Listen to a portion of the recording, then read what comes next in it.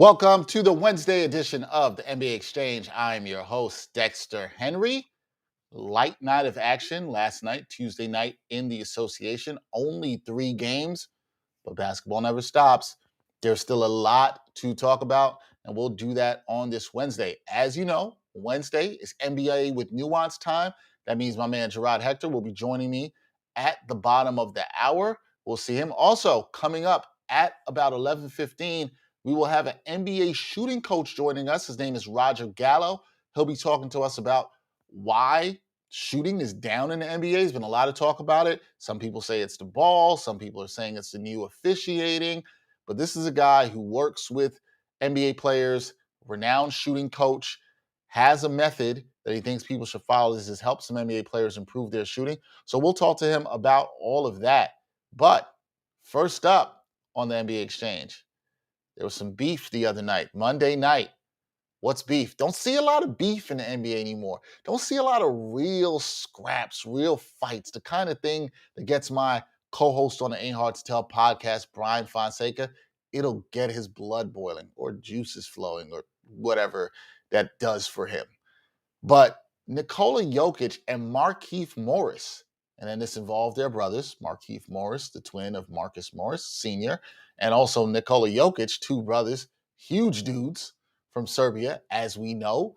They were here for the smoke. And this all started when Nikola Jokic fouled Bam Adebayo, was going for a layup. It was a basketball play. Hard foul, but it was a basketball play, or at least I think it was called a block. Then Markieff Morris came and tried to check with the forearm. You see right there, we have it up on the screen, into the ribs of Nikola Jokic. Nikola Jokic retaliates and pushed Morris in the back, leading with his forearm. And look, what Markieff Morris did was absolutely dirty. There's no doubt about that. What he did was no doubt dirty. He had his arms right up in his ribs. I am not condoning what Jokic did, hitting right back to the spine of Markieff Morris. But I understand it, right? I understand somebody comes at you in that way and you want to retaliate. It wasn't the right thing to do. It was some tense moments because Markieff Morris was down, rolling on the floor in pain. They brought the stretcher out. He was not carried off in the stretcher, and he's fine. But there's a lot of talk after the game. Jimmy Butler then was yapping. We don't know to who. Nikola Jokic sat down after the game. He said, we thought it looked bad. He shouldn't have done that.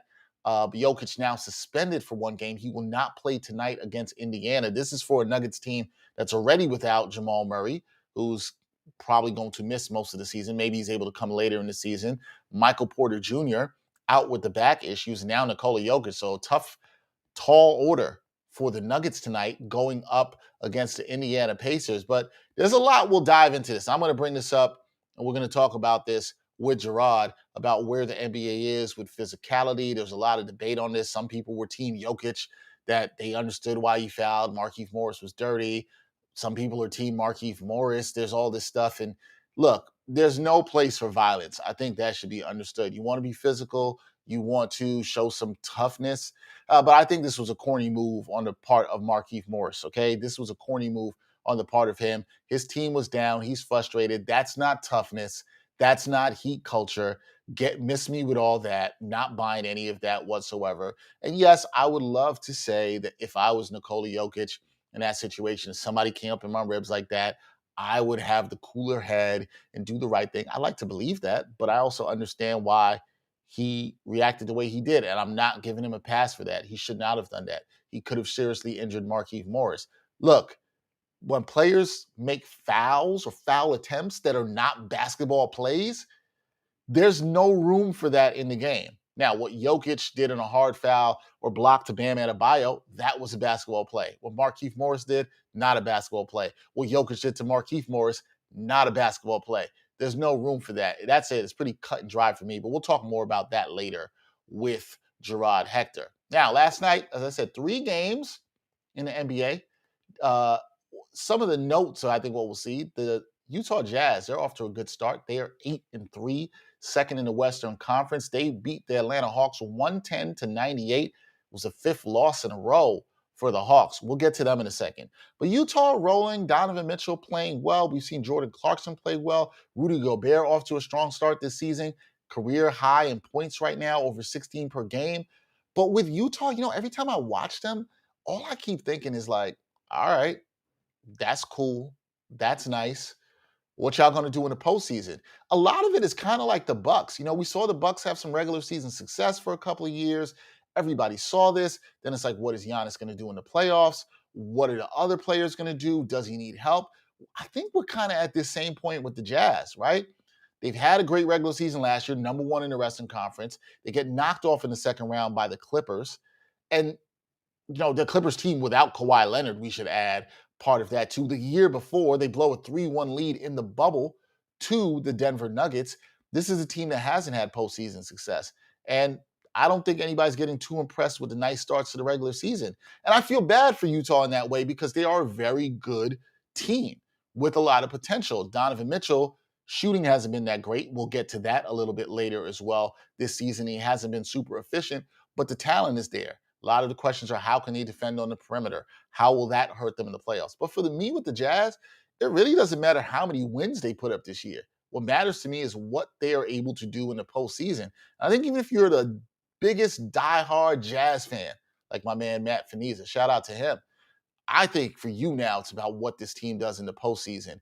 It's kind of a yawn, sleepwalk your way through the regular season. And I can see this team, as I said in the beginning of the year when we talked about over-unders, I can see them getting 55 wins, 57 wins. Wouldn't shock me at all.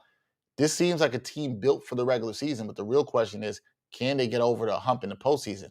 If they don't this year, I don't know. There might be a lot of changes. Now, the Hawks, hopefully, we'll talk more about them in the coming days.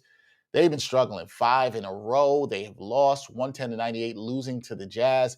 A lot of things just don't look right with the Hawks. Last night's game, Trae Young has 6 assists, but also 6 turnovers. That's not going to work. He's got to take a lot better care of the ball. They're getting nothing out of Danilo Gallinari right now. Teams like the Jazz are hunting him on defense. You could see this consistently, and I don't know how much he could play it. There'll be some talk about should they shake things up? Should they bring Cam Reddish, who's played well, into the starting lineup? These are things that's going to be interesting. John Collins didn't have a good game last night. The Hawks have just been up and down. They're 4-8 right now in the season. They're in the middle of a very tough West Coast trip that's not going to get any easier. They just lost to Golden State the night before and then lose to the Jazz on the second night of a back-to-back. You wonder what's going on down in the ATL. They got off to a slow start last year under head coach Lloyd Pierce, and there were a lot of injuries, and they still are dealing with some, not to the scale it was last year. But the Hawks, some people picked them, not I, but some people picked them to be as high as third in the Eastern Conference.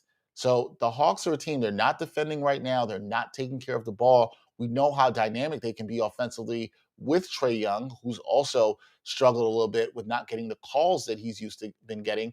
That's going to be interesting. But the Hawks, they're a team to keep your eye on right now because they have not necessarily been trending the right way. Last thing I want to talk about in terms of news and notes, I always used to say the Clippers are going to clip, but the Clippers right now, they've been playing some pretty good basketball. 5-game winning streak for the Clippers. And you know who's been playing really good ball and seems to have got his confidence back? Paul George. Paul George was fantastic during the Clippers playoff run last season. We saw what he did against Utah. Another valiant effort also against the Suns, where they lost in 6 games in the Western Conference Finals. But Paul George has been putting up great numbers. I love it because he's on my fantasy team too. He's been really good. A near triple-double in this game for Paul George. Had 24 points, hit a big shot at the end of this contest to put this away. Meanwhile, the Blazers continue to struggle on defense. Damian Lillard actually had one of his better shooting nights that he's had this season. He was 11 of 23, 4 of 13 from downtown, though, so not good there. But Paul George, he really stole the show. 10 of 24, 24 points, 9 boards, and 7 assists. He's been doing it all for the Clippers. Very impressive for them. They've won 5 in a row, as I said, and so that's really good because they didn't get off to a particularly good start. They were 1-6, and now they are 5-6. Excuse me, sorry, that's the Blazers. Sorry, they were. Apologize about that. They were 1-4, not 1-6. The Blazers are 5-6. The Clippers are now 6-4. 4-2 at home. They've won 5 in a row. So after a 1-4 start, they've put it together. They've had some cupcakes on the schedule, but they've managed to get these wins, which are huge for the Clippers. So I think this Clippers team, as their role players start to play better, we've seen a little bit better play from Terrence Mann recently. Reggie Jackson's picked it up. Luke Kennard's actually been pretty good for them this year. Remember, this is a team that still isn't really healthy. Nick Batum's another guy I want to mention. He played solidly last night. Team still isn't healthy. still without Marcus Morris, still without Serge Ibaka. If they can get confident and get those guys healthy, by the time, if possible, a Kawhi Leonard can return, this Clippers team can gain a lot of confidence. But right now, what you're seeing out of Paul George, how he's playing, I think you should definitely be impressed with that. How he's leading this team. He's got that confidence. You know, he shook off the whole stuff about the jokes about playoff P, how he didn't perform in the bubble. I thought he really stepped up big last year in the postseason. And that seems to be carrying over a little bit more into this season, where I still think Paul George is the best 1A player you can have in the league as a number 2 option. But he can hold it down as a number 1 for a while. And right now he's doing that. He's playing with a lot of confidence. And the Clippers, you know, I think they can hang around the 5-6 spot in the West. They should be able to do that. I think they can battle with teams like Denver and Dallas. They should be very, very confident about that. But right now, the role players are playing good for the Clippers. They look like they're rolling. They should be confident about things. And, you know, why should the Clippers not think they can compete? They just got to stay healthy. The West is probably as open as it's ever been in the last couple of years. Talked about Utah earlier. Golden State looks great. We're going to talk about that later with Jarod. We know how good they've been looking, right? But the Lakers, they haven't been looking good. They look like totally dysfunctional without LeBron James right now. They have health issues. Westbrook hasn't been nicely integrated into the team. And so there's a lot of issues around the Lakers. And so right now, there's a great opportunity for teams like the Clippers and the Nuggets, where if they get their other star back and are healthy by the time the playoffs roll around, things could be looking pretty good for them. So we'll see how things look for the Clippers as they continue to go. But keep your eye on Paul George. He's playing well, and he continues to play well, and they continue to win like that. He'll be somebody you want to look at as a potential MVP candidate because he's putting up good numbers right now, getting those points, getting those boards, getting those assists. So if you're looking for some future bets on MVP, Paul George might be a dark horse right now, but if he keeps the Clippers winning, that's somebody to definitely keep an eye on. All right, we're going to take our first break of the show on the NBA Exchange. When we come back, we will have shooting coach, shooting guru, Roger Galo, joining us on the Exchange to talk about what's going on, what's wrong with these shots, why are these players struggling with the shooting this season in the NBA. I'll be back on the NBA Exchange.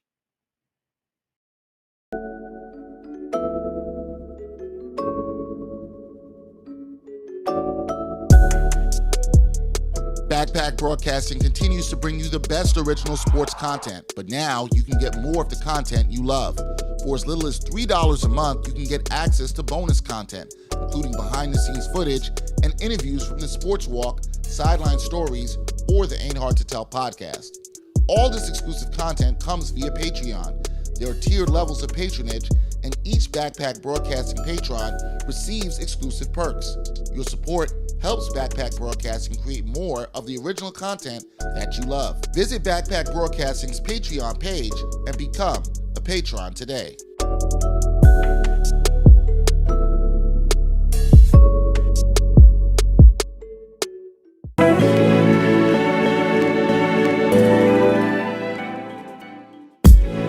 The Sports Walk is back. Watch season 4 of Backpack Broadcasting's original award-winning web series that brings you the opinions of real sports fans in these streets, literally in these streets. The first 3 seasons and current season with new episodes every Monday are available now on the Backpack Broadcasting YouTube channel. Check out the 2017 NYC WebFest official selection and see what other sports fans have to say on the hottest issues in sports today. It's easy, y'all. Just take the Sports Walk.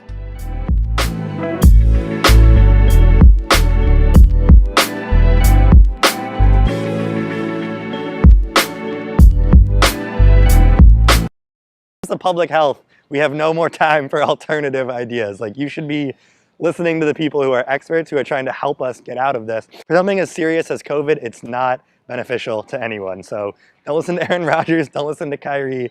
Get your shots, please, and we can get this fucking over with. Seattle's a basketball town in a lot of ways. There's a lot of NBA players from the area. The only thing we need now is a team to kind of tie the bow back on everything. And that's when I think the city will sort of elevate again. I think you start from the ground up, get the Sonics name back, and just, you know, do the whole thing all over again with the idea that, like, this is here to stay. You should still be able to root for your favorite team without worrying about how it's gonna affect the part of your brain that has to do it for a job.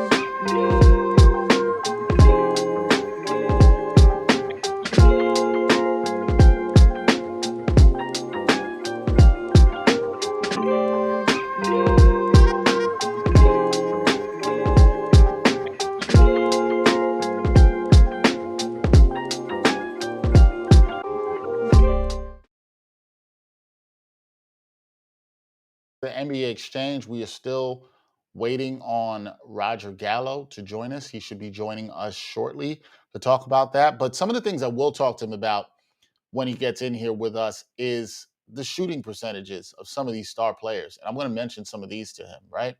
Damian Lillard, he's kind of the most notable person that everyone's been talking about. 36.5% from the field, 25.5% from downtown. Now, last night, I talked about this in the Clippers game. Damian Lillard wasn't horrible shooting the ball from the field last night, but 4 of 13 from downtown in that game. So he struggled there. Also, Bradley Beal's been struggling, and Donovan Mitchell has been struggling as well. But right now, I have with me Roger Gallo, shooting coach. He's here. Roger, how you doing, man? Thanks for joining me on the NBA Exchange. Very well. Thank you for having me on. Oh, no. We appreciate you coming on and joining us here to talk about shooting on the NBA Exchange and just where players need the help. So I want to talk a little about you and your background, because a lot of people probably wonder, okay, how does one become a shooting coach? How does one choose that as a profession? So Roger, can you tell us how you became a shooting coach? Well, that's a very good beginning question. Mine started totally by accident. About 14 years ago, I started revisiting the game, watching the game again. I had stepped away from it, even stopped watching it for a period of time, only to return to it and see that these guys looked like they were missing some easy shots. And I started questioning my own shot and the things that made me good. Having been, that was the reason for my being a basketball player, was my ability to knock down shots and score a lot of different ways. With that being said, I began to ask simple questions. Why did we gooseneck? Why did we accept the elbow under the ball to shoot? Why did we stand at the foul line that we were instructed to stand at the foul line? And all of these questions came from shooting coaches. So very frankly, I'm not a real fond person of that title, shooting coach. I'm a bit more of a dynamicist, a basketball dynamicist. I study movements. That's what this journey began doing, not only my own movements, but of others, to see where extraneous motion might be occurring, detrimental motion might be occurring, and what could be done to alleviate it or eliminate it entirely. And that's how it began. And suddenly started appearing. New York Times, years of practice, no results. That was about foul shooting, the simplest shot in the game. And in 5 decades, it had not improved at the collegiate nor the NBA level. So that kept me motivated to go down that 14-year path. And I don't think I'm at the end of it, but I've discovered a lot of interesting things. Yeah, that's interesting what you've discovered there, and I kind of want to talk about, because you have the Gallo basketball shot making system that you use to help people in terms of improving their shooting. Actually, you talked about looking at motions and different things of that. Could you talk about what your system is and how you help people improve their shooting? Yeah, unlike the traditional system that I came to learn and discover after much research and discussion and analysis, not much of that was based on anything other than empirical observation. Look at his shot. He's a great shooter. Why don't we emulate that? And it became very popular because it worked for that player or those players over the years. And that's what happened to me. I patterned my shot after one of the most in college who went on to play pro ball. And that was it. And then I read everything that was written by the shooting coaches regarding how to become better or what it took to become as excellent a shooter as you could become. I only grew to 6 feet. So I knew that early on that I wasn't going to be 6'10". So that had to be my calling card. And I devoured anything I could. With that being said, I began asking those questions that I wasn't getting answers to by going outside of the community of basketball. I went to the kinesiology departments of universities, physics, biomechanical professors, robotics, geometry and math, anatomy. I mean, there's these movements, this Galo shot making method is based almost entirely in science or the principles of those sciences. Well, if that were the case, then wouldn't it logically follow that they may be superior, that they should be superior? And the answer is yes, absolutely. Yeah, and that leads me to, you talked about the history behind it, Roger, right? And how most people haven't tweaked or changed much of the shooting teachings over the last 50 years, right? And the numbers haven't really improved. Do you think that basketball players, coaches, et cetera, maybe they're a little bit hesitant to change what it is they've known or they've been taught about shooting over the years? Let me make this clear. They are so deeply mired in that thought process. How could that be? How could anybody come up with a better way to shoot? What would we change? And that's been for me, an eye-opening experience for me. In America, making a pretty decent living, thinking that, wow, wait till they hear about some of this, what I've done, how it works, how simple it is, how seamless it appears, how much higher the results are. And that wasn't the case. That has to be frustrating. Oh, it was. It really was. I've kind of gotten over that. I'm now beginning to catch the attention of a lot more people. I think COVID had something positively to do with that, believe it or not. You know, you always look for the silver lining. And I'm starting to gain the interest at that level, of course. Why wouldn't the adaptive curve that is out there suggests early process is going to get 3 or 4 people out of 100 at that early stage. Once it becomes popular, you jump aboard. Yeah, that's generally how it goes. So I wanted to ask you about some players, right?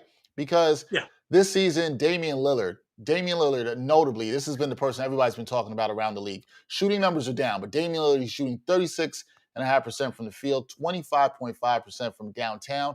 When you look at him and look at his game, what have you seen with his shot? This is a guy considered to be a very good shooter, especially from distance. What have you seen with his shot that's not working this season? Damian happens, and I study him a little more than some players because I like the way his persona, his attitude, his work ethic. I just like him a lot as a player, as a person. His multiple movements with his shooting system, the variables that they're unfortunately rearing their head. And oftentimes I've come to learn, even with players at that level, that they don't know their own shot as well as one might think, an outsider, even a shooting person like myself. I've assumed, and reflecting back on my own shooting system that I had, the traditional one, I didn't know why I was off in any particular. What was the advice coming? Put more, shoot your.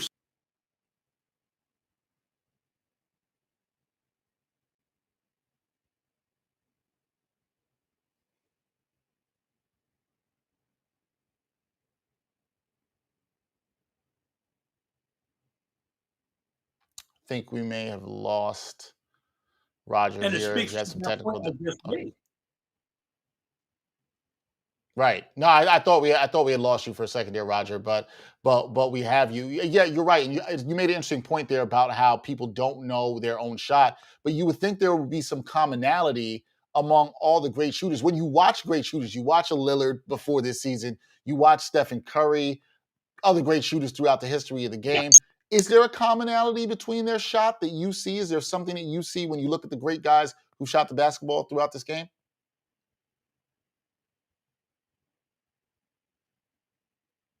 So,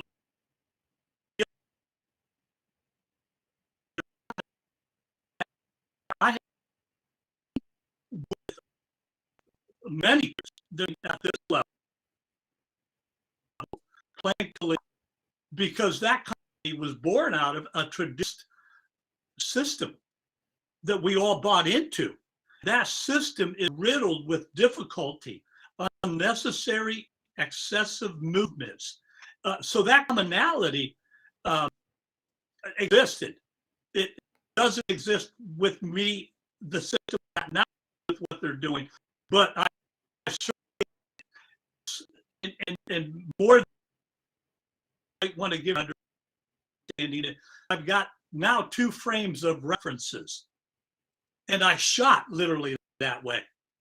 Why would I abandon, having been the 3rd leading scorer in the country in Division III ball, an NBA prospect, for one reason, that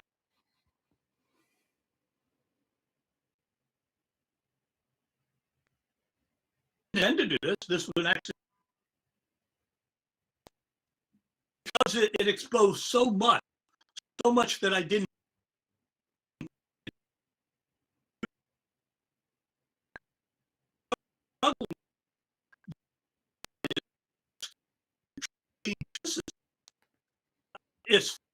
It's fun, and I understand it. I've got a different frame of reference points.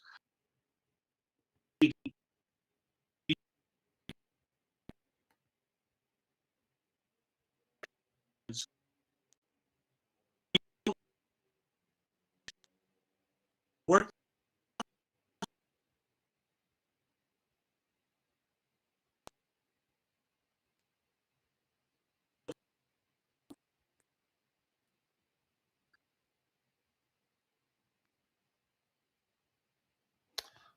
I don't know if our visitors, our listeners, we're having a little bit of trouble with connection with Roger. His connection's a little bit unstable, so he's coming in and out with the video. Roger, I don't know if you can hear me, but we're just having a little bit of issue with your connection. We'll try to fix that up and get you back on here. We're going to take a short break. When we come back, my man Jarod Hector will be joining us for NBA with Nuance Wednesday. Thanks to Roger Gallo. But we'll get him back on when the connection is better so we can hear more of his thoughts and expertise on shooting, as he was so great to join us. But since we're short on time, we're going to bring in Jarod here after this commercial break. We'll have that when we come back on the NBA Exchange.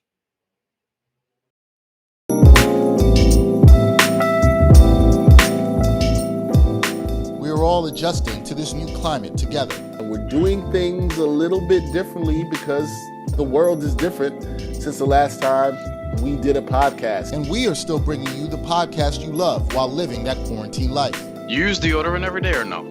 Yes. During the quarantine? Hell yeah. Still discussions of sports, music, and pop culture in a pod where it ain't hard to tell who keeps it real. Don't say that you don't see race whenever you say you don't see race, it just shows me how privileged you are in a situation that you don't ever have to think about race. No, look at the words I'm using. Perhaps, possibly, maybe. Is it the smartest thing? Probably not.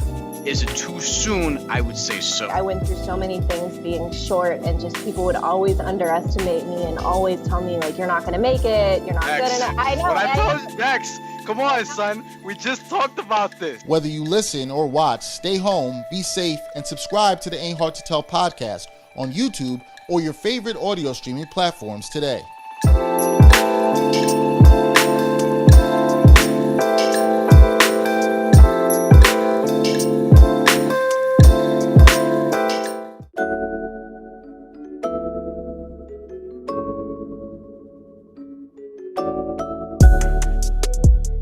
Backpack Broadcasting continues to bring you the best original sports content, but now you can get more of the content you love. For as little as $3 a month, you can get access to bonus content, including behind-the-scenes footage and interviews from the Sports Walk, Sideline Stories, or the Ain't Hard to Tell podcast. All this exclusive content comes via Patreon. There are tiered levels of patronage, and each Backpack Broadcasting patron receives exclusive perks. Your support helps Backpack Broadcasting create more of the original content that you love. Visit Backpack Broadcasting's Patreon page and become a patron today.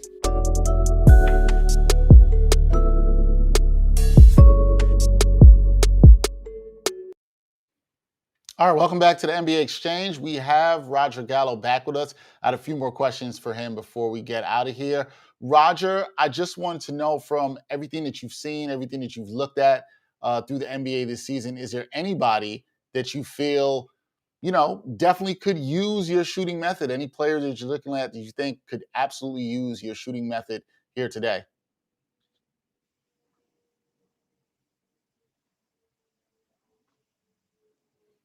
I see you there, Roger. Did you hear my question? Were you able to hear the question? I could not hear the question, Dexter. No problem. I just was asking you. You did, and I got you. So, with your shooting method, and you're looking throughout the league, I know you watch the league. I know you watch a whole bunch of players. You're looking. I'm sure you've seen shooting numbers up and down, how they've been struggling this season. What players do you think absolutely you're looking at them and saying, "Hey, they could use my shooting method"? Who would you say could use the Gallo shooting method right now? Well, just I feel like you're going to say. I feel like you want to. I feel like you want to say everybody. I feel like that's what you want to say. What I do, I really do, because we've all bought in. You mentioned a statement earlier, Dexter. It was about the commonality. We've all bought into the same set of common movements. You needed to be close to what everybody was expecting to achieve in order to shoot her. And I hope that makes sense. But with that being said, there are a couple of guys in the league that have a portion of what I do, what I've discovered. Now, again, they are totally unaware of whatever that is, but because I'm watching it, I'm witnessing it, I'm seeing it. Kawhi Leonard has a small portion of it. Kevin Durant has a small portion of it. Steph Curry has a bigger portion of it. Klay Thompson has a percentage of it. Now, if that's the case, and Roger Galo is sitting here talking to you and your audience and suggesting that they've got a portion of it, what if Roger Galo was sitting here and saying, now, what if I could combine all of those good parts into one? What shooter would we be? What kind of percentages? What level of consistency would we expect? Probably the bar being raised. It's done equivocally. The bar being raised. Do you think the bar, my last question to you would be, do you think the bar can be raised in terms of shooting and what we've seen and percentages in the league? And there have been struggles with shooting this season. Do you think that gets better as this season goes on? Because there's been a lot of talk, Roger, about the new ball, the way the games have been officiated. Do you think shooting percentages will improve? Or do you think it is, look, people need to look at methods more like yourself or think outside the box in terms of how we approach shooting? Another great question. I'd like to try to address the ball issue a little bit. Sure, go ahead. Yeah, sure. The ball has changed. Was this a change that was a big surprise? Did it catch everybody totally off guard? Did they toss out in the first game that ball, the new Spalding ball, that nobody had been practicing with prior to that for a month, 2 months, maybe since the summer? When did the discussions begin about a new ball coming? And when should we begin acclimating ourselves? So I can't put a lot of weight in that. I'd like to think they got rid of the old balls ASAP and brought in the new balls so everybody could become more familiar with them, right? Makes sense. Now the channel might be a little bit deeper or less deep than the Spalding ball, being a less deep, wider channel. But how long would you expect that to take to acclimate? Did the size, the circumference, the size of the ball, the weight of the ball, is it likely they played with that? They altered that? Why would they? So I'd like to think that's a very weak argument. With that being said, the sample size we have is very small. I do expect shooting percentages to improve.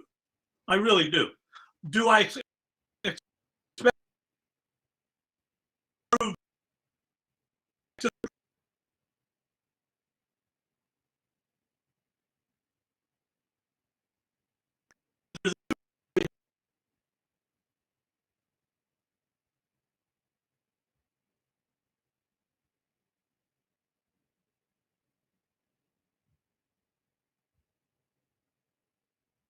All right, it appears we disconnected with Roger again. Roger, if you hear me, thank you so much for your time.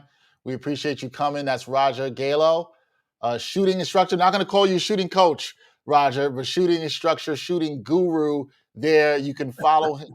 You can follow him at Galo Method on Twitter. He's there. Good guy to follow. Roger, thank you so much for your time, man. Appreciate you. Take care, Roger. That's Roger Galo, as I said once again, shooting guru here on the NBA Exchange. We appreciate him and his time. We'll take one really quick break. When we come back, Jarod Hector will be with me to talk a little NBA with nuance, as we do on a Wednesday. All that when we come back on the NBA Exchange. It's like try to just go over how do you feel about Jon Gruden? He sucks. He unsurprisingly really sucks. People need to be asking that kind of thing. How common is Jon Gruden? And the answer is very common, but we need to find out exactly how common. What has come of this sort of social awakening, with maybe perhaps the biggest air quotes ever in sports? But I really believe that they want to see a different and better world for themselves, for their families, for their communities, and I applaud that. However, my caution is with the degree with which these athletes partner with the institutions that employ them to activate that change. I think that is where the danger is. Because these dudes, I think they see racism as a liability, not as a cause.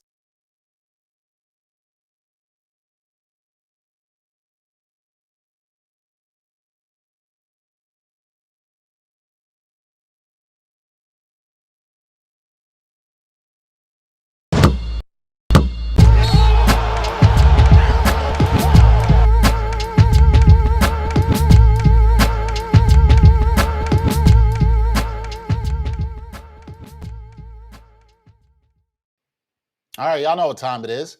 It's Wednesday. Time for some hot takes. Nah. Come on, man. We know we're not doing that. I got to get that out the way early for Jarod. Jarod Hector joining me, host of the 7 Footers podcast. You see his work on True Hoop. The man with the hot red hoodie on right now, but not here to bring you any hot takes. Jarod, what's up, man? How you doing? Chilling. Can't complain. Can't complain. That's good. We are well. Things are well here. Things not so well in Phoenix, where they've had some drama surrounding owner, Governor Robert Sarver. If you haven't seen the Baxter Holmes story already, please go and check that out. There was a lot in that. But last night, and Jarod is the person who actually brought this to my attention last night, Robert Sarver's wife, Penny Sarver. Woo! She's wilding out here in these streets, man. Wilding out here in the streets. She contacted some ex-Suns employees and, had a little bit to say to them in terms of, Yeah. thinking about what they said. There's a lot of stuff there. You can also read this. It's a story by Baxter Holmes. But Jarod, without getting too much into everything that happened around Sarver and the Suns and the investigation that's going on, what did you make of Penny Sarver coming out and sending these? One is a text message, 2 messages on Instagram. What do you make of this? Because I'm like, what is she doing? I mean, Dex, I always try to look at things and be as objective as possible and try to see, quote unquote, both sides, even though I hate that phrase. And, some things there doesn't need to be, the other side need to be seen. Yep. In this scenario, right, Penny is a wife and a mother of children, right? So there is this sort of fight-flight response that kicks in when this story comes out talking about her husband and all the things that's been going on, and for her to have that kind of reaction. So from just a pure biological response, like, I get that. However, the idea that she's going out to Suns employees and some of the employees have read the messages that Penny sent as threatening. Look, this is what happens when you live a life of extreme privilege and wealth, right? That's Penny Sarver's life. I mean, her husband's an uber wealthy dude. She thinks she can just be out here, saying whatever, doing whatever, and getting the recourse that she feels she's entitled to, whatever that may be, because clearly she's coming from the position of Robert is a good guy and this stuff is all lies. Clearly she's coming from that position. This is one to keep your eye on. I do think it was risky of her to send those messages, but I do agree with Jarod in the fact that, this is probably coming from a place of privilege, and she feels that it was okay for her to send that. A lot to go on there. We will not belabor that anymore and going down that road. But what's going on in the NBA? The Golden State Warriors, they're off to an impressive start. They are 8-1 on the season, a chance to improve to 9-1 tonight. Jarod, you told me you've been pretty impressed by them and what they've done. What do you think have been the keys to their impressive 8-1 start here? 9-1 now could be 10-1 tonight, Dex. Sorry, my fault. 9-1 could be 10-1. They're playing defense, and not just whatever, real defense. Yep. According to Dunks and Threes, which is a site that I love using, it gives you adjusted net rating, adjusted offensive rating, adjusted defensive rating. And the adjusted is there because it takes into account your strength of schedule. The Warriors are number 2 in adjusted defensive rating. Now, I want to be clear about something. They've had the 29th easiest schedule in the league, right? Or however you want to say it. Basically, they've had a cupcake schedule, right? Only one team's had an easier schedule than the Warriors in the entire NBA. But they are doing what you're supposed to do, which is dominate and blow out bad teams, right? They are guarding their asses off defensively. And remember, they were a good defensive team last season. They finished season number 5, I believe. And the other players, your Jordan Poole, Juan Toscano Andersons, Nemanja Bjelica, Otto Porter Jr., okay, all of these guys know and have high basketball IQs and know how to play off of Steph Curry. And that's a big, big deal. The Warriors system is read and react, okay? It's not just, Steph's giving me the ball, now it's my time to go shine. No. Steph is giving you the ball because he's going to relocate somewhere else. And you got to keep that ball away from the bad dude to get it to Steph so he can hit that 3 in the corner, right? Or wherever he's relocating to. And a lot of these other guys, Andrew Wiggins and a lot of the guys who are no longer there, your Kelly Oubre's, etc., didn't understand that. And that wasn't the vibe. But now everybody on the squad gets it.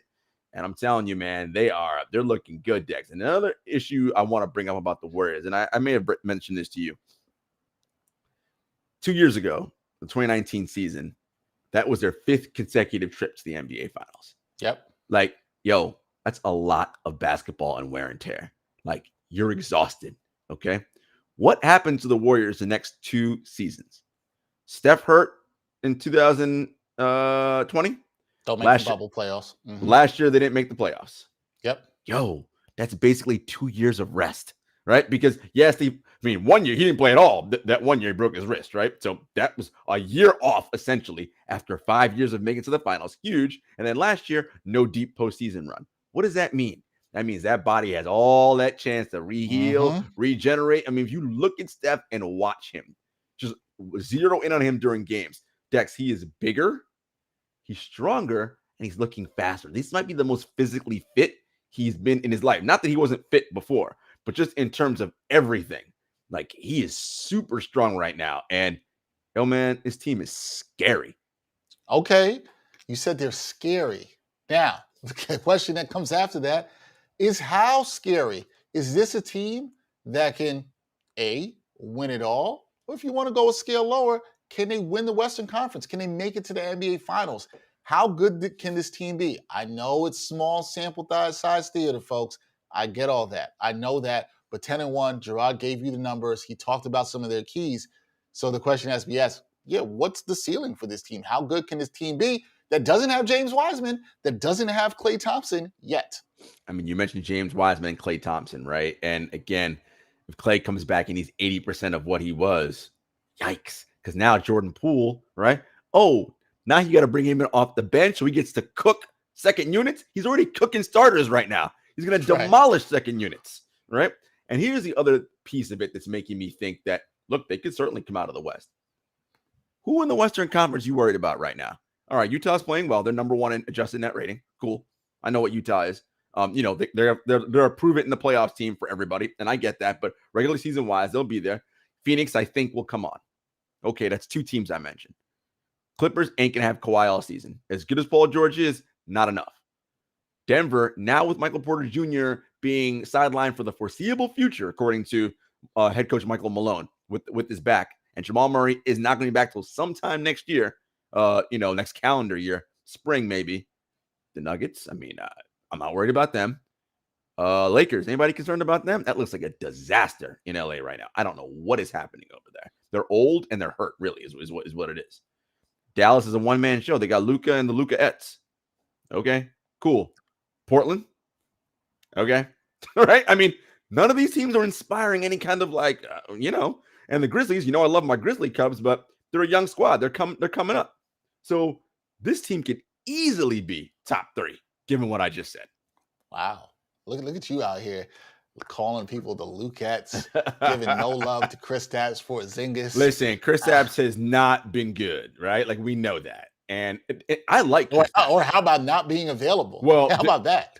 There's also this, right? Like, he leaves the league, as you love to say, and trips to the locker room. Yes. Like, and I like Kristaps. Like, when we saw him in New York, this dude could play. It's been a while since we've seen that. Yeah, the bubble, he was looking good, but then he got hurt.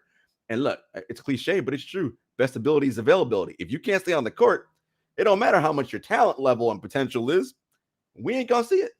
Yeah, I think you bring up good points about the Western Conference and where it is. It's something I had said early in the show when talking about the Clippers, which was saying how good Paul George is playing. Maybe they can stay around the 4 or 5, but the Western Conference is not what it used to be at all whatsoever. And there's no reason to think the Warriors can't dominate this conference, especially if they get healthy. And they're right in the way their offensive fluidity is looking. Defensive rating, they're number one. Draymond playing like a DPOY. They're wilding right now. They're looking good. All right, can we talk some beef? Yeah, man. Yeah. Can we talk some? We can talk some beef. What is beef? Beef is when. I won't reference. Don't reference the Notorious B.I.G. song. You'll find out what beef is. Beef in the NBA is different these days, Jarod. It's not what it was back in the 80s and 90s, and some people love to romanticize about those days when you might put a forearm to somebody's neck. You might throw somebody down or flip them, those kind of things. There's been a romanticism about that. But we saw some beef the other night, if you want to call it that, between Nikola Jokic and Markieff Morris.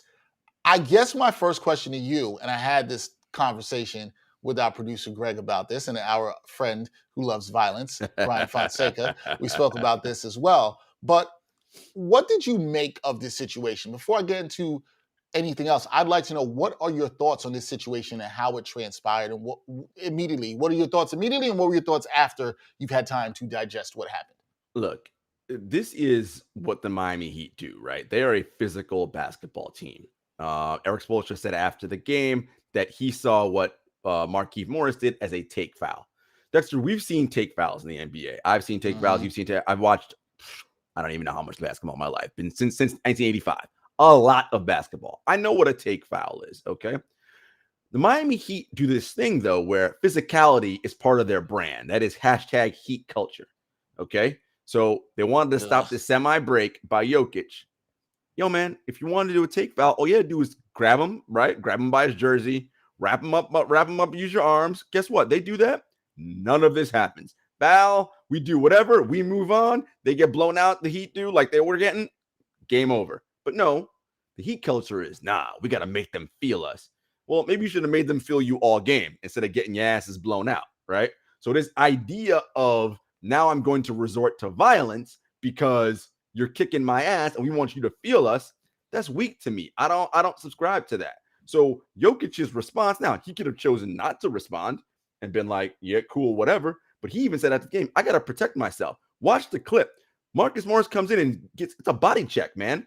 Yo, and then Morris turns his back to him. Listen, man, we all know, we all know, and we've been around. What's the saying, right?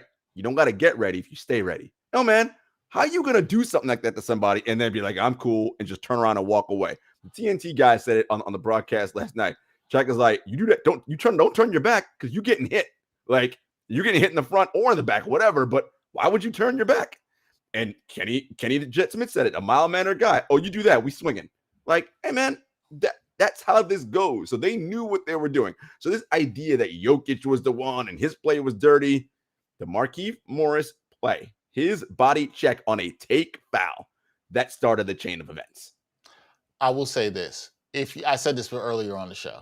If you are going to hit somebody, right? If you turn your back on them, I think there's an argument to be made that the turning the back is actually more disrespectful than the hit because you're really saying, you ain't going to do anything.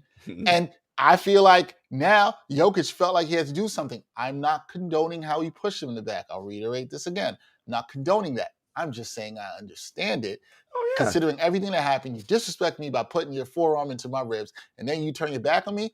If you was really about it, Markieff Morris, you don't turn your back. I'm with that 100%. So all this happens, there's all this yapping and talking about this and blah, blah, blah. And I'm wondering, we've talked about this before already this season, Jarod, because of the way things have sort of appear to be changing in terms of the officiating. Is physicality returning to the NBA? And is that a good or bad thing? Because we might see more brouhahas like this. Is that good or bad for the league? I'll just put my thoughts out here. I'm all for a little bit of physicalness. I'm all for that. I do not think we need to resort to the violence. And quite frankly, the yapping and nothing happened is kind of lame. I'm not here for that. But what do you say? Again, as someone, 85 NBA Finals, my first memory of NBA basketball. So I grew up on that kind of ball, okay? Look, I don't want to go back to a league where we got fights and guys getting clothesline, going to the lead. Look, the bad boy Detroit Pistons were a lot of things good in basketball. Like their physical, like that's not basketball. That's fighting. Like if you want to do that, watch MMA, boxing, whatever. This is hoops. It's a physical sport and you can play physical, but there's a point, there's a limit there. And when you're committing bodily harm and violence, I'm not down with that. So I don't want us to get to that point, but we are seeing that in the league, Dexter. It's not just the Trae Youngs, James Harden, Damian Lillard came out last night. The refs are so over-conditioned now to assume that every time an offensive player does anything at the rim, that they are the ones initiating contact. They're swallowing their whistle just about every time. And guys are legitimately getting hit. And it's going to come a point where someone like a Harden or whoever is going to get tired of getting hit, and they might just turn around and cold cock somebody because the refs aren't calling fouls. Yeah, it's going to be an interesting thing to watch. We will see how all this unfolds. I can tell you one thing. If you watch the Ain't Hard to Tell podcast with me, Brian Fonseca is excited about all this violence. He knows that. You know my position on this, Dexter. And Brian's my guy. Brian's our guy. I love him. The idea that it's toughness to again, inflict violence on somebody. It's similar to what I think about in baseball, right? Batter hits a home run, and either he stunts or whatever the situation may be.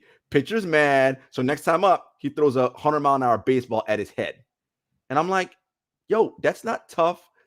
That's weak. You mad he hit a home run? Get him out next time. Same thing in basketball. Dude cooking you. Why are you getting mad at him for cooking you? Be mad at yourself because you can't play defense. Like, this is, right? You talk about, I'm a competitor. Yeah, if you're a competitor, get on your own self about, damn, why am I letting this dude roast me right now? I got to be better at my defense. I agree. You're not going to hear any argument for that. See, that's a nuanced perspective of it. And why have we allowed this to be okay? Baseball, that's a whole nother story. And why have we allowed this to be okay that somehow if somebody's styling on you, you should retaliate? Look, I've always felt this way in sports. If you are cooking somebody, if you're smacking home runs off of somebody, if you're dusting somebody in football, you can do whatever the hell you want as long as you don't disrespect them, talk about their mom and their family, keep it personal. You want to dance on them down the field, you can do it. If they can't stop it, you get to do whatever you want. If you're mad, stop it. Don't be mad, like Jarod said. All you got to do is stop it. You don't have to be like that. You don't got to get cooked. If you don't want to get cooked and don't want to get laughed at, just play better defense. But see, that was the problem. I think that's the thing that's lost here in the Markieff Morris, reaction here. There's somebody who's mad at the score of the game, and I'm with Jarod and it's 100%. That is not toughness. That's just you being salty and not in control of your emotions. That's really all it is. It's just really that. All right, we're almost out of time. So let's get to these NBA picks for tonight. Last time we did some picks, we did all right. I think we had 3 out of 4 between the two of us. I was 1-1. Jarod Y'all want to be rich? 2-0. Y'all want to be rich? Listen to us, man. Hey, you can listen to us. You can also give us some sponsorship. That's right. Money. You can bring That's it right. Too, Venmo, Cash App. We'll take it all. Yeah, we'll take it. We'll take it all. Because you also don't see a lot of black people talking betting, but that's a whole other story into that. But y'all can change that. Y'all can be better. Y'all can be better too. That's something really to be salty about. However, continuing with the bets. All right, Jarod, what's your first game that you have tonight? What's a game that you think everybody should bet on? Milwaukee Bucks heading to New York City on second half of back-to-back to play the New York Knicks. Look, Milwaukee struggling a little bit, coming into the season. Some say championship hangover. I say it's because they got guys out, injury, COVID protocol, health and safety protocol, which is where Chris Middleton is right now. Brook Lopez also out. Second night of a back-to-back. Like, it was impressive what they did last night against an undermanned Philly team, by the way, right? Philly was not at full strength last night. And they kept that game close until Milwaukee pulled away in the fourth. Look, man, Knicks are minus 4-point favorites, 4-point favorites in this game. I like the Knicks in this one, man. Look, they play good defense. They already busted Milwaukee's ass in Milwaukee last Friday. I like the way New York's playing defensively. Offensively, we're seeing some things. I like the Knicks in this one, minus 4. Okay, I was a little shocked at this. This was a game I thought about taking. My only reason for staying away, and I was inclined to take the Knicks like you, my only reason for staying away on this was the health of Mitchell Robinson and Nerlens Noel. Nerlens Noel had a bad fall last game. They're both game-time decisions. Mitchell Robinson was out basically because of rest, but he's a GTD. We'll see what goes on there. Those are bodies you can throw on Giannis and pretty good defenders. I mean, Giannis gonna bust their ass anyway. So that's true. But listen, you'd rather have Mitchell Robinson and Nerlens Noel than throwing Taj Gibson on Giannis. It just it might help a smidge, just a smidge. It might help. Maybe Kevin Knox might get some burnt knowledge. Oh, wow.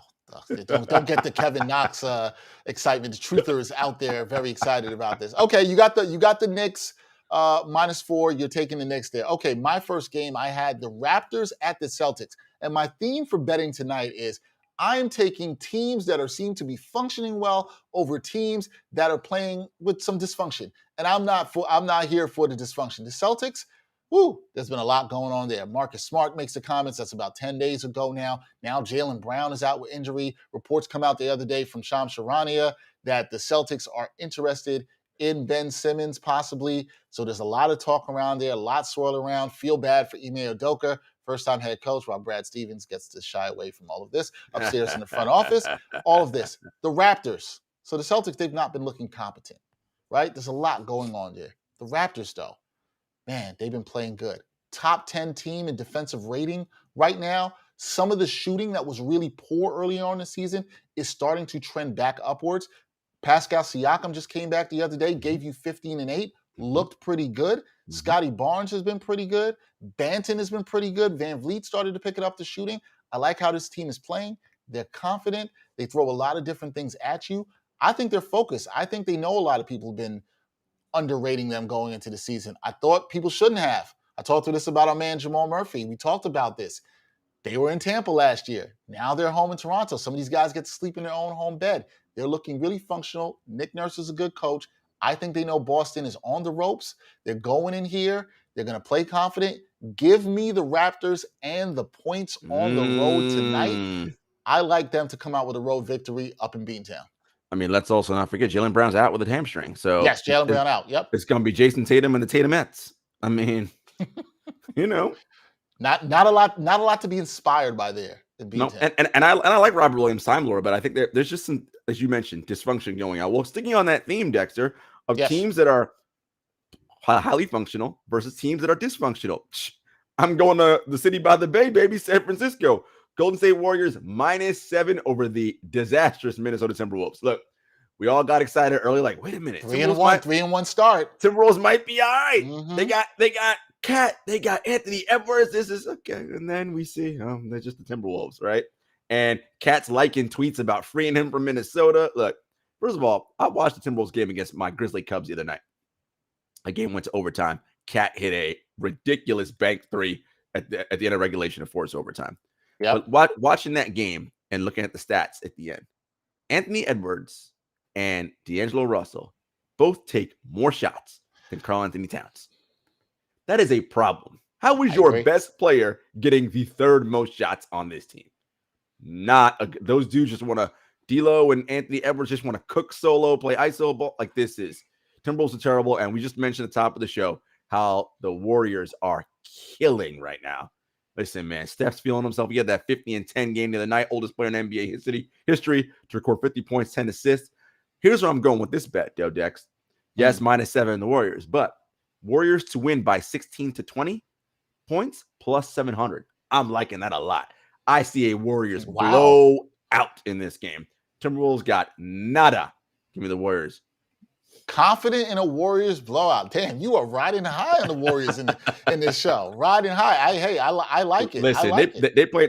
What they're going to do, the Warriors right now, is stack up and get their record nice and fat against all these crap teams. Because the schedule will get a little tougher. They do start an East Coast road trip where they'll play Brooklyn and Chicago and some other of the better teams in the league. We'll see how it all, how they all finish with that. But this is they're doing well right now. And the great ones always need like motivation, right? And different things. You remember when Clay got hurt, Kevin Durant left in free agency, and the Warriors were they started the year terribly. And he was like, I know everybody's out here laughing at us or saying whatever. They poking us while we down. It's like, nah, Steph, y'all were just on top of the league. Now it's your turn to eat crow like everybody else. That stuck with him. In many ways, he was taking notes. They coming back. They ready. Okay, saying they're ready. What was that 16 to 20 point win plus 700? Plus 700. I like a blowout tonight, man. I see the Warriors do that patented third quarter explosion. Minnesota gonna drop the rope, man.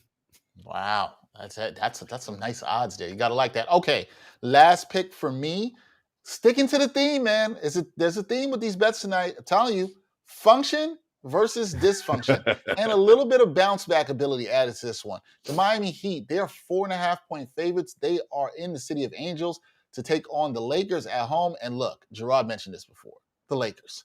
I mean, what isn't going wrong there? Jarod simplified it in talking about they ain't healthy and they're old. A lot of that is going on. This team does not look the same without LeBron James at all. Russell Westbrook was supposed to be brought in for this exact reason. When LeBron isn't around, he should be picking up the scoring load. He should be able to energize the team and do that. We haven't seen that at all. I do not trust the Lakers. They have not fared well in close games. They have 2 losses to the Oklahoma City Thunder, almost lost to the Rockets, almost lost again the other night. And here's a Heat team coming in, #Heat culture. They're coming in off with a little kerfuffle with Jokic. They're hearing all the chatter. They're hearing the noise. You know they're going to want to bounce back. They're going to want to send a statement to the Lakers. They're going to seal that. And I buy it. I do buy some of that. I'm buying a little bit of the Heat culture. Not all the way in like some of y'all are doing a little bit too much. I'm buying a little bit into the Heat culture. 4.5 points. I think the Heat win this easily. I think you see a great defensive performance from Bam Adebayo. Yes, Brian, calm down. Here tonight against Anthony Davis. And I think the Heat get this on the road. They bounce back nicely after that loss to Denver. And they get this done. So, this is not great. These are more safe bets I give you. Although you can get some good odds if you take the Raptors straight up. But if you take the Heat on the road, I like the Heat on the road over the dysfunctional Lakers. I like it. Listen, check those odds to see what if the Heat win by double digits, what kind of odds you get. Because I kind of see a blowout coming here. Look, man, the Lakers just aren't good right now. And the Heat, like they play every game like it's, the playoffs. So, and they're going to want to come out here again. To your point, Dex, after that shellacking they took at the hands of the Nuggets, they'd be like, oh no, y'all think we was just, starting the season, it was mirage? No, we're for real. I think they're going to come out and want to make a statement. Plus, this is the team that beat them in the bubble finals 2 seasons ago. So they're going to want to, got something to say about this. Yeah, we'll see. That's our picks for tonight. I got the Raptors over the Celtics. Jarod has the Warriors blowing out the Timberwolves. He's got the Knicks over the Bucks. And I have the Heat over the Lakers. Y'all trying to win some money. We also give you some nuance. We might not give you hot takes, but you could have some hot dollars. Listen, could get some hot dollars. We here for all the hot dollars. Y'all want hot takes? You know what channels to go to for that nonsense. None of that here. You know that I hear. That's it for this edition of the NBA Exchange. Thanks to Jarod for joining me on NBA with Nuance. Thanks to our other guest, Roger Galo. We're sorry about the technical difficulties that we had with him. As always, hit the subscribe button on Backpack Broadcasting's YouTube. But you really want to support, we talked about dollars. You can support with your dollars. Become a patron. Sign up with Patreon. Check out the Backpack Broadcasting Patreon page. And that helps support shows like the NBA Exchange, Ain't Hard to Tell podcast, the Sports Walk, Sideline Stories, etc. Look, man, a lot of people doing hard work with this content out here. Support is necessary for independent journalists and independent content creators, man. Come on. Y'all be out here hawking ESPN and Bleacher Report and all these people. They got money. Support the independent people. All right. We just trying to get it, and we out here putting quality content for you to enjoy. Jarod will be back next week for more NBA with Nuance. We'll have a lot to talk about. And I'm hoping next week we don't have to talk about any violence. I'm hoping we don't have to talk about that next week. But who knows? Who knows? You never know. He's Jarod Hector. I'm Dexter Henry. See y'all next time on the NBA Exchange.